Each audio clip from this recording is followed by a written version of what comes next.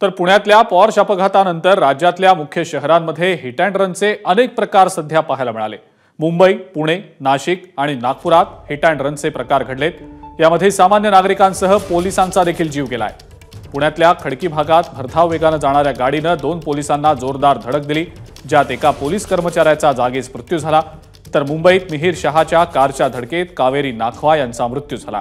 नाशिक आणि नागपूरमध्ये एकाच दिवशी 2 ठिकाणी हिट अँड रनचे प्रकार घडले। राज्यामध्ये आतापर्यंत कुठे कुठे आणि कधी हिट अँड रनचे हे प्रकार घडले, आपण आढावा घेऊया। 19 मे 2024 ला पुण्यातलं पॉर्श अपघात प्रकरण प्रचंड गाजलेलं होतं। अत्यंत धक्कादायक हा सगळा प्रकार होता। त्यानंतर 8 जुलै 2024 ला पुणे मुंबई महामार्गावर पोलिसांना कारनं धडक दिलेली होती।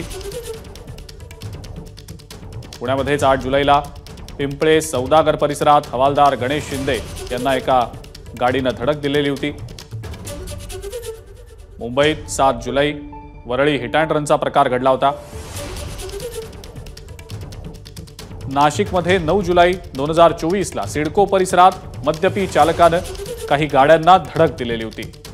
तर नाशिकमध्ये 9 जुलै 2024 ला गंगापूर परिसरात 4 चाकीच्या धडकेत एका महिलेचा मृत्यू झाला होता। नागपुरात 9 जुलैला गिट्टी खदान परिसरात कारच्या धडकेत एका तरुणाचा मृत्यू झाला। नागपूरमध्येच 9 जुलैला सदर पोलीस स्टेशन परिसरात एका रेल्वे अधिकाऱ्याला 4 चाकीनं धडक दिली।